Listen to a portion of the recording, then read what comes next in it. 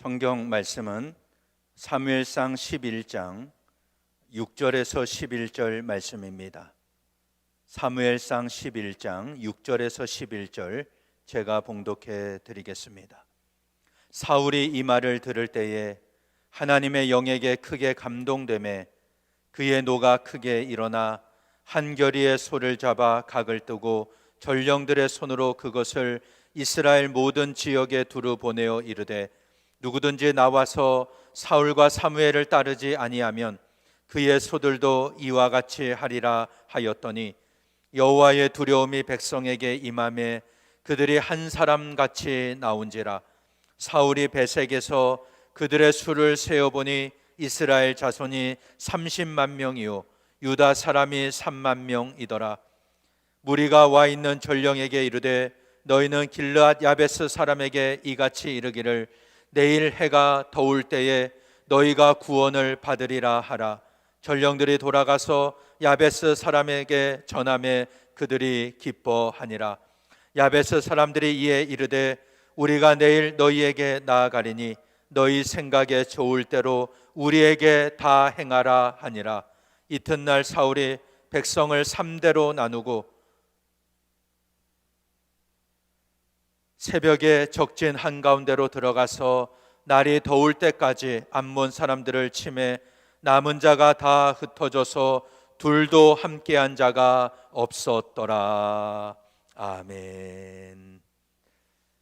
오늘 이 말씀을 가지고 하나님이 세우시다 라는 제목으로 함께 은혜를 나누겠습니다. 오늘도 비록 비대면으로 예배드리지만 하나님께서 각자 모여있는 가정에게 풍성한 은혜와 축복으로 함께 하실 줄 믿습니다. 하나님은 시대마다 하나님의 사람을 세우시고 그를 통해 하나님의 역사를 이루어 가십니다. 이스라엘이 사사시대를 끝내고 왕정시대로 넘어갈 때 이 사명을 감당했던 사람이 사무엘이었습니다. 그는 나실인으로 태어나서 어렸을 때부터 하나님의 전에서 제사장으로 여호와를 섬겼습니다. 말씀이 희귀하고 더 이상 보이지 않던 시대에 하나님의 음성을 듣는 사람이었습니다. 우리는 실패할 수 있어도 하나님은 실패하지 않으십니다. 이스라엘이 블레셋과의 전투에서 패하고 하나님의 궤를 빼앗겼을 때 하나님은 하나님으로서의 영광을 스스로 지키셨습니다. 다곤 신상은 하나님의 궤 앞에 2번씩이나 엎어졌고 하나님이 독한 종기로 블레셋을 치시자 블레셋은 하나님의 궤를 돌려보낼 수밖에 없었습니다. 사무엘은 이스라엘 백성들에게 회개를 촉구합니다. 그리고 미스바에서 금식 성회를 인도했습니다. 이때 블레셋이 쳐들어왔지만 하나님은 큰 우레를 바라셔서 이스라엘에게 승리를 주셨습니다. 그것이 에베네셀의 승리였습니다. 이스라엘의 왕은 하나님이십니다. 그러면 이스라엘은 하나님의 백성입니다. 하나님의 백성은 하나님이 주신 말씀에 순종하며 하나님의 뜻을 따라야 됩니다. 그러면 하나님께서 이스라엘을 지키시고 하나님이 이스라엘을 위하여 싸우십니다. 그러나 이스라엘 백성들은 눈에 보이지 않는 하나님보다 눈에 보이는 왕을 요구했습니다. 하나님은 이것을 기뻐하지 않으셨지만 이스라엘 백성들의 요구를 들어주셨습니다. 사무엘은 하나님 말씀에 순종하여 사울에게 기름을 붓고 이스라엘의 지도자가 될 것을 미리 알려주었습니다. 사울은 이 소식을 듣고 자기는 이스라엘 12지파 가운데 가장 작은 베냐민 지파 출신이고 자신의 집안도 가장 보잘것없는데 어떻게 왕이 될 수 있냐고 했지만 사무엘은 이스라엘 12지파 앞에서 제비를 뽑아서 사울을 이스라엘의 왕이 되게 했습니다. 사울이 이스라엘의 왕이 될 때 성령으로 충만해서 예언도 하고 새 사람이 되었습니다. 그는 이스라엘의 초대 왕이 되었습니다. 이때 사울을 따르는 사람들도 있었지만 사울의 왕권을 인정하지 않는 사람들도 있었습니다. 하나님의 역사가 나타날 때 이 역사에 동참하고 따르는 사람이 있는가 하면 불량배처럼 소극적으로 반응하고 하나님의 뜻을 따르지 않는 사람들도 있습니다. 사울은 이스라엘의 초대 왕이었기 때문에 아직 왕권이 제대로 확립되지를 않았습니다. 이 말의 뜻은 이스라엘 12지파 전체의 지지를 얻지 못했다는 것입니다. 이스라엘 백성들은 눈에 보이는 왕을 요구했습니다. 하나님은 그들에게 허락해 주었습니다. 그런데 막상 사울이 왕이 되자 탐탁지 않게 여기는 사람들이 많았습니다. 이 말은 결국 하나님의 왕되심을 인정하지 않았다는 뜻입니다. 하나님이 택하시고 하나님이 세우신 왕을 따르지 않는다. 그러면 이스라엘 백성들은 하나님으로부터 점점 멀어질 수밖에 없습니다. 이때 사울은 아직 힘이 없었기 때문에 자기들을 반대하는 사람들에 대하여 잠잠할 수밖에 없었습니다. 이런 상황에서 오늘 본문 사무엘상 11장에 보면 암몬 사람 나하스가 요단 동편 길르앗 야베스를 공격해 왔습니다. 이 요단 동편 땅 길르앗 야베스는 이스라엘 백성들이 거하는 땅입니다. 원래 가나안 땅은 아니었습니다. 이스라엘이 가나안 땅을 정복할 때 요단강을 건너면서 전쟁이 시작됐는데 그 강을 건너기 전 요단 동편 땅이 너무나 비옥하고 좋았기 때문에 르우벤 지파, 갓 지파, 므낫세 반 지파가 이 땅을 기업으로 먼저 받았습니다. 그들은 이 땅을 받은 다음에 요단강을 함께 건너가 가나안 땅 정복 전쟁에 열심히 참여하고 싸웠습니다. 그래서 이 길르앗 야베스 땅도 이스라엘 백성들의 땅입니다. 그런데 이 땅을 암몬 사람들이 공격해 온 것입니다. 이 사건에는 역사적인 배경이 있습니다. 사사기 10장에 보면 이스라엘 백성들은 암몬 사람들에게 18년 동안 억압을 받았습니다. 이들이 하나님을 제대로 섬기지 않자 하나님은 암몬을 통해 이스라엘을 심판하셨기 때문입니다. 이스라엘 백성들은 너무 힘들고 어렵자 하나님 앞에 회개했습니다. 그때 하나님은 입다를 통해서 이스라엘을 구원하셨습니다. 이때 길르앗 장로들이 입다에게 요청을 하죠. 전쟁에 앞장서 줄 것을 요청했습니다. 입다는 이 전쟁에 참여해서 암몬을 물리치고 큰 승리를 거두었습니다. 이때 입다가 전쟁에 나가면서 잘못된 서원을 했습니다. 암몬과의 싸움에서 승리하고 돌아올 때 제일 먼저 자신을 영접하는 자를 여호와께 번제로 드리겠다고 했는데 입다가 승리하고 돌아올 때 그의 무남동녀 딸이 소고치고 춤을 추며 마중을 나왔습니다. 결국 입다는 자신의 딸을 번제물로 바칠 수밖에 없었습니다. 이 사건은 암몬 사람들에게 큰 치욕이었습니다. 그래서 이를 갈고 복수를 준비하고 있었습니다. 그런데 마침 이스라엘에 사울이 왕이 됐다는 소식이 들리자 이스라엘이 점점 강해질 것을 우려한 암몬이 길르앗 야베스를 공격해 온 것입니다. 원래 암몬은 이스라엘과 먼 친척벌 되는 족속입니다. 아브라함의 조카 롯이 소돔에서 간신히 도망친 후에 자신의 두 딸을 통해 낳은 아들이 모압과 암몬입니다. 그래서 이스라엘과는 먼 친척벌 되지만 이스라엘과의 친족 관계에 있지만 그들은 열등감을 가지고 있었기 때문에 오랜 시간 적대 관계에 있었습니다. 그리고 이 당시에 암몬은 이스라엘보다도 무기가 훨씬 더 발달되어 있었습니다.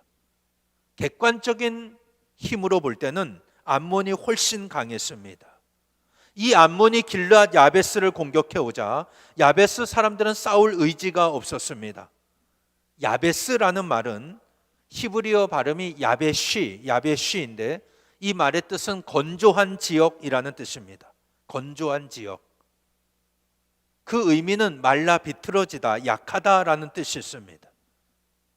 이렇게 암몬 사람들이 공격해 왔을 때 야베스 사람들은 싸울 의지가 없었습니다. 그래서 우리와 언약을 맺읍시다. 우리가 당신들의 종이 되겠습니다. 이렇게 말을 했습니다. 이때 암몬 왕 나하스는 너희 오른쪽 눈을 뽑아서 이스라엘에게 치욕을 주고 난 뒤에 너희와 언약을 맺을 것이다. 이렇게 대답을 했습니다. 이들은 지금 예전에 패했던 그 아픔이 있었습니다. 그래서 입다에게 패했던 것을 갚으려고 했고, 그 대상은 야베스뿐만 아니라 이스라엘 전체에게 치욕을 주려고 했던 것입니다. 그래서 너희가 항복하려면 너희 오른쪽 눈을 다 뽑아서 이스라엘 전체에게 치욕을 주고 너희를 받아주겠다, 이렇게 한 것입니다. 그때 야베스 장로들은 나하스에게 말합니다. 우리가 이스라엘 전역에 전령을 보내도록 7일의 여유를 주십시오. 만일 우리를 돕는 자가 없으면 그때 항복하겠습니다, 이렇게 요청을 합니다. 암몬은 이스라엘 전체와 싸워도 이길 수 있다고 생각을 했습니다. 그래서 이 야베스 사람들 요청을 받아 주었습니다. 전령들이 사울이 살고 있는 기브아에 도착했습니다. 그런데 기브아 백성들에게 이 소식을 먼저 전했습니다. 그러자 기브아 백성들이 소리 높여 울었습니다. 이렇게 울었다는 것은 암몬의 공격을 두려워했다는 뜻입니다. 이것은 이스라엘의 불신앙을 보여줍니다. 앞서 블레셋과의 전투에서도 하나님은 이스라엘에게 승리를 주셨습니다. 하늘에서 큰 우레를 발하셔서 이스라엘을 이기게 하셨습니다. 하나님을 왕으로 섬기면 하나님이 이스라엘을 위해 싸우십니다. 이것을 지금까지 경험하며 살아왔습니다. 그런데 막상 전쟁의 위협이 닥치자 두려움에 빠집니다. 또 불신앙의 모습을 보여주고 있습니다. 아직 일어나지도 않은 일인데 미래의 일을 패배로 확신하고 겁을 먹고 울고 있었던 것입니다. 이때 사울은 왕으로 추대를 받았지만 아직 왕권이 약해서 밭에서 일을 하고 있었습니다. 그가 밭에서 소를 끌고 오는데 백성들이 우는 소리가 들렸습니다. 무슨 일인지 물었습니다. 전령들은 야베스에서 일어난 일들, 암몬이 공격해 온 일을 알려주었습니다. 이것을 보면 일의 순서가 잘못됐음을 알 수가 있습니다. 왕이 먼저 알아야 할 소식이 있고 백성이 먼저 알아도 될 소식이 있습니다. 암몬이 야베스를 공격해 온 것은 왕이 먼저 알아야 될 소식입니다. 전쟁의 소식은 왕이 먼저 알고 백성을 잘 통솔해야 됩니다. 그들의 생각을 겁을 먹지 않도록 담대함을 주고 믿음을 주어서 그들의 힘을 하나로 모아야 위기를 극복할 수 있습니다. 그런데 이 전령들은 기브아에 오자마자 백성들에게 먼저 알렸습니다. 안 좋은 소식이 불신앙의 사람들에게 먼저 들어가면 불신앙의 반응을 보일 수밖에 없습니다. 이 모든 것을 종합해 보면 아직 사울을 왕으로 인정하지 않았다, 이런 의미가 됩니다. 사울은 이 소식을 듣자 하나님의 영에 크게 감동되어 강한 분노를 느꼈습니다. 소 한 쌍을 끌어다가 토막을 냅니다. 그리고 전령들에게 주었습니다. 이것을 이스라엘 전역에 보내서 외쳐라. 누구든지 사울과 사무엘을 따르지 않으면 그들의 소도 이렇게 될 것이다, 이렇게 전하게 했습니다. 이스라엘 백성들은 이 말을 듣자마자 여호와를 두려워하는 마음이 생겼습니다.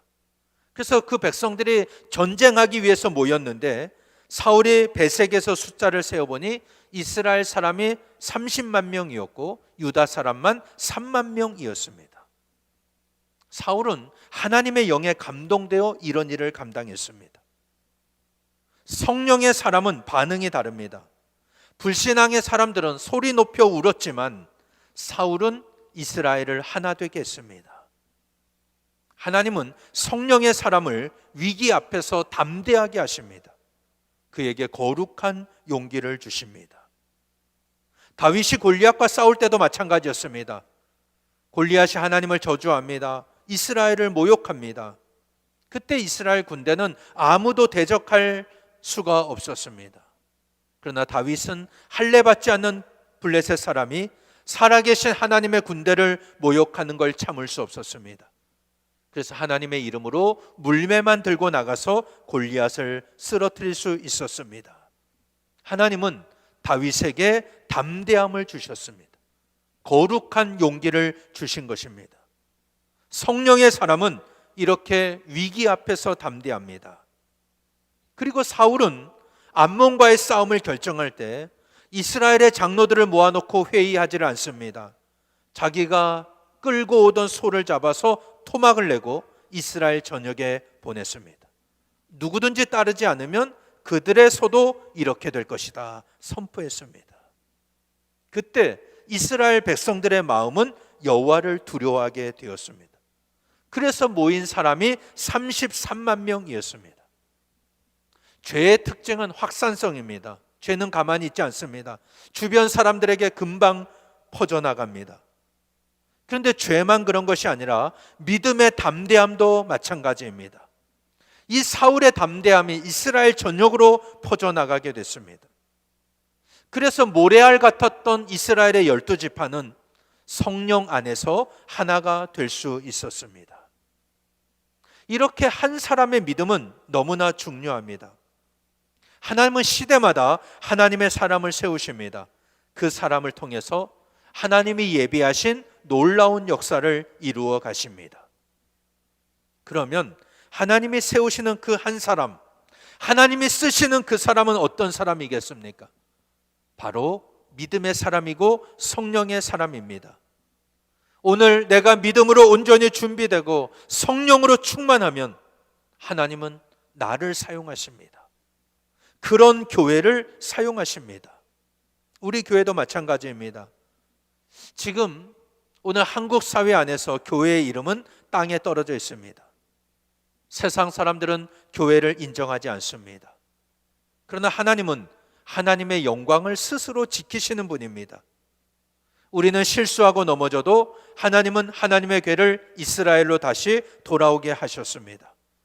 그러므로 내가 믿음으로 온전히 준비되고 우리 교회가 성령으로 충만하면 하나님은 우리를 통해서 하나님의 놀라운 역사를 나타내 주실 줄 믿습니다. 사울은 전령들을 보내면서 내일 해가 더울 때에 뜨거울 때에 너희를 구하겠다 이렇게 전했습니다.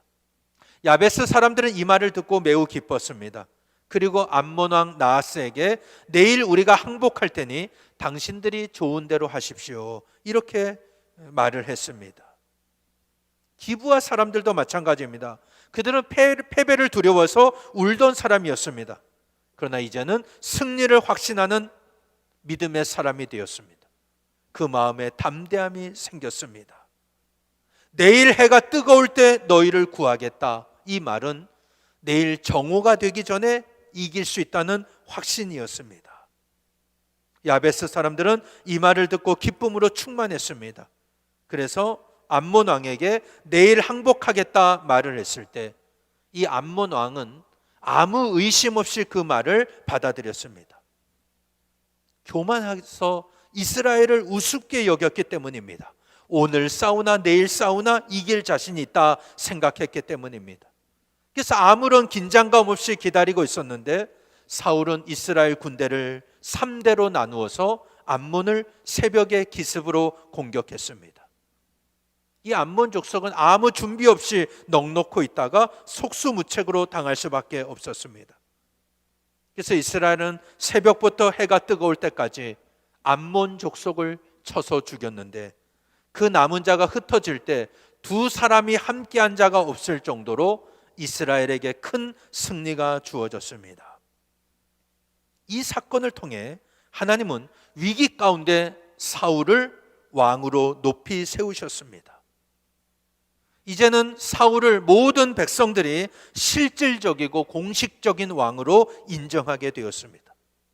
사울은 한 번의 승리로 왕의 자격을 증명한 것입니다. 사울이 이렇게 힘이 강해지자 사울에게 과잉 충성하는 사람들이 생겼습니다. 백성들이 사무엘을 찾아가서 말합니다. 사울이 어떻게 우리를 구하겠냐고 말한 사람이 누구입니까? 그들을 끌어내면 우리가 죽이겠습니다. 그러니까 사울에 반대했던 정적들을 다 죽이겠다 이렇게 말한 것입니다. 이때 사울은 오늘은 사람을 죽여서는 안 됩니다. 오늘 여호와께서 이스라엘을 구원하신 날이기 때문입니다. 그렇게 관용을 베풀었습니다. 사울이 처음 왕이 될 때는 인정하지 않는 사람들이 있었습니다. 저 사람이 어떻게 우리를 구하겠느냐 무시하고 아무 예물도 가져오지를 않았습니다. 이때 사울의 마음은 편치 않았을 것입니다. 그러나 그는 그때도 잠잠했습니다. 오늘 암몬과의 전쟁에서 승리하고 왕권을 확립했을 때에도 그는 원수를 갚지 않았습니다. 하나님께서 해결해 주실 것을 믿었기 때문입니다. 우리가 하나님의 일을 하다 보면 원치 않게 나에게 상처 주는 사람을 만나게 됩니다. 여러분은 교회에서 하나님의 일을 하다가 상처를 받으면 어떻게 하십니까? 시험에 들었으니 그냥 안 하면 됩니까? 사실 교회만큼 말이 많은 데가 없습니다. 누가 조금 열심히 일하면 시샘합니다. 교회 등록하고 열심을 내면 굴러온 돌 박힌 돌 얘기가 나옵니다. 말하는 사람은 이렇게 가볍게 농담 삼아 말하지만 그 말을 듣는 사람에게는 큰 상처가 됩니다. 이때 내가 상처받았다면 어떻게 해야 합니까? 먼저 기억해야 할 것은 내게 상처 준 사람은 하나님이 기억하십니다.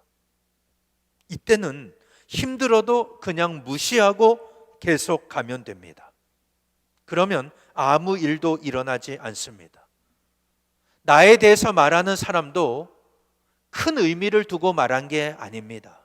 지나가는 말로 가볍게 한 말이기 때문에 나도 무시하고 그냥 지나가면 됩니다. 그러면 아무 일이 없습니다. 힘들 때에는 상처받는 일을 무시하는 것도 좋은 방법입니다. 이것은 제가 개인적으로 체득한 방법이기도 합니다. 그것을 무시할 수 있는 마음을 달라고 기도하시기를 바랍니다. 때가 되면 하나님께서 다 드러내시고 때가 되면 하나님께서 높여주십니다. 지금은 나를 멸시하지만 하나님께서 원수를 갚아주십니다. 오늘 사울을 보면 사울은 은혜를 베풀었습니다. 정치적인 보복을 하지 않았습니다. 이 일로 인해서 이스라엘은 사사시대가 끝나고 비로소 왕정시대가 정착이 되었습니다. 사무엘은 모든 백성을 길갈로 데리고 가서 여호와 앞에서 사울을 왕으로 선포했습니다. 우리가 사울처럼 이렇게 진정으로 용서할 때 상대방으로부터 받은 상처에서 자유로울 수가 있습니다. 용서하지 않으면 그 상처는 치유되지를 않습니다. 예수님은 십자가에 못 박혀 죽으시면서도 자신을 조롱하고 모욕하는 사람들을 용서하셨습니다. 그들을 용서해달라고 기도하셨습니다. 그 십자가의 사랑으로 우리는 하나님의 백성이 됐고 천국을 소유한 거룩한 백성이 되었습니다. 주님이 우리를 용서하셨으니 우리도 용서해야 됩니다. 용서하지 않으면 상처는 치유되지를 않습니다. 국가적으로도 정권이 바뀌면 과거의 잘못을 적폐로 규정하고 청산한다고 말합니다. 물론 잘못된 것은 바로잡고 고쳐야 됩니다. 그래야 더 나은 국가가 될 수 있습니다. 그러나 적폐청산의 이름으로 원수 갚는 것에만 혈안되어 있다면 그 나라는 절대 하나가 될 수가 없습니다. 지금 교회를 향한 비난과 공격을 보면 참 기분이 안 좋습니다. 마음이 아픕니다. 최근 한두 주 저는 맥이 풀리고 마음이 답답한 것을 계속 느꼈습니다.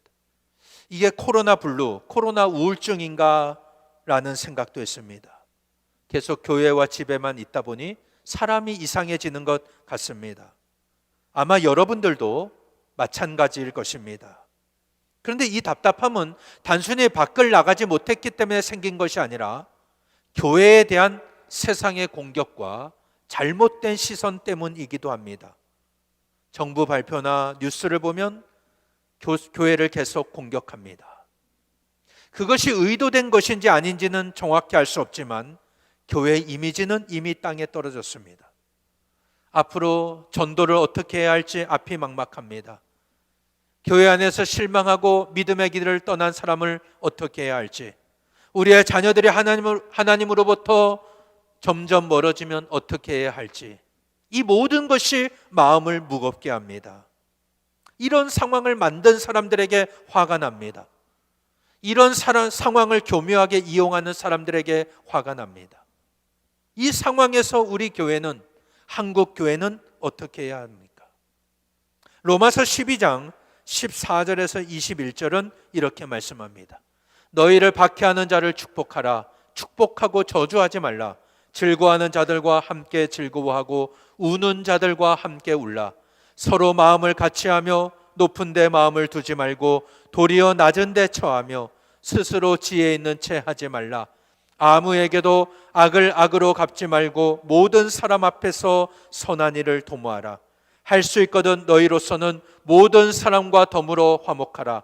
내 사랑하는 자들아, 너희가 친히 원수를 갚지 말고 하나님의 진노하심에 맡기라.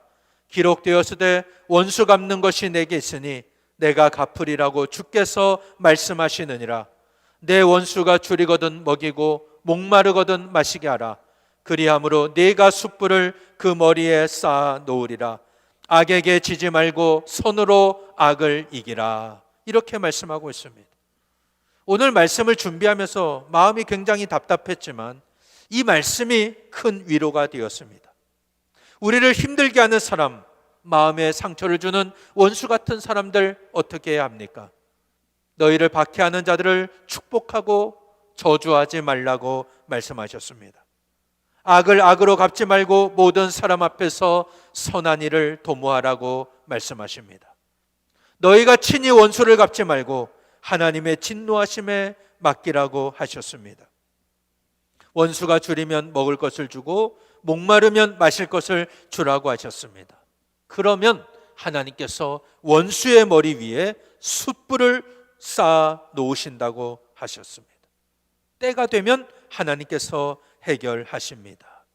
악에게 지지 말고 손으로 악을 이기라고 말씀하셨습니다. 우리 교회는 나름대로 정부의 방역 조치에 협조했습니다. 3월에는 2주간 녹음 방송으로 예배했고 주차장 예배로 모였습니다. 지금도 비대면 예배로 모이고 있습니다. 그러나 일부의 극단적인 모습과 또 그것을 이용해서 교회의 책임을 전가하는 사람들에게 화가 나죠. 앞으로 세상을 향해 어떻게 해야 할지 앞이 캄캄합니다. 그러나 주님께서는 그들을 저주하지 말라고 말씀하십니다. 악을 악으로 갚지 말라고 하십니다. 원수 갚는 것은 하나님의 진노하심에 맡기라고 하십니다. 하나님은 하나님으로서의 영광을 스스로 지키시는 분입니다. 이스라엘이 불신앙으로 하나님의 궤를 블레셋에 빼앗겼을 때에도 하나님은 그 영광을 지키셨습니다. 궤를 도로 돌려보낼 수밖에 없었습니다.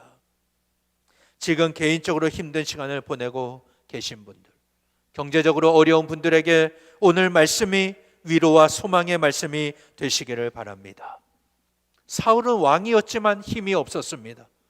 그러나 암몬의 공격으로 인해서 그의 왕권은 강화되었습니다. 하나님께서 그를 비로소 이스라엘의 진정한 왕이 되게 하셨습니다. 오늘 내 삶의 물질적인 문제나 건강의 문제나 가정의 문제, 자녀의 문제, 우리 교회와 한국 교회의 문제는 하나님께서 우리를 온전히 세우시기 위한 하나님의 손길입니다. 이 일을 통해서 하나님은 우리를 믿음의 반석 위에 더욱 견고하게 세우실 줄로 믿습니다. 그러므로 낙심하지 마시기를 바랍니다. 하나님의 때를 기다리며 나를 힘들게 하는 사람을 축복하시기를 바랍니다. 악을 악으로 갚지 말고 모든 사람과 선한 일을 도모하십시오. 원수 갚는 일은 하나님의 일입니다. 때가 되면 하나님께서 다 높이시고 낮추십니다. 내가 스스로 지혜 있는 채 하면서 남을 정죄하지 마십시오. 악에게 지지 말고 선으로 악을 이기십시오. 그럴 때 하나님은 이 세상 가운데 우리를 높이 세워 주실 줄 믿습니다. 우리 모두 하나님께서 높이시고 하나님께서 다시 일으켜 세우셔서 하나님의 영광을 위해 쓰임받는 성도와 교회가 되시기를 예수님 이름으로 간절히 축원합니다. 기도하시겠습니다. 할렐루야. 전능하신 하나님, 주님의 은혜와 사랑에 감사를 드립니다. 오늘 비대면이지만 주님 앞에 모여 예배하게 하시고 주의 말씀을 듣게 하신 하나님, 감사를 드립니다. 오늘 우리의 신앙과 삶이 오직 하나님 앞에 믿음으로 끝까지 쓰임 받기를 원합니다.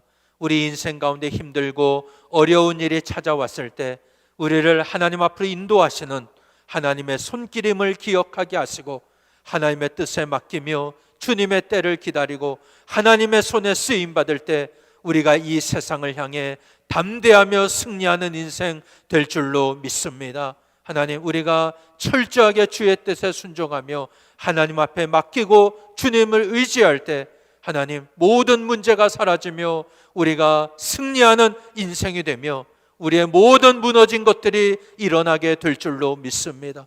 우리 성도들의 믿음을 붙잡아 주시고 날마다 주와 동행하며 믿음 안에서 승리하는 삶이 되게 하여 주시옵소서. 예수님 이름으로 기도하옵나이다. 아멘.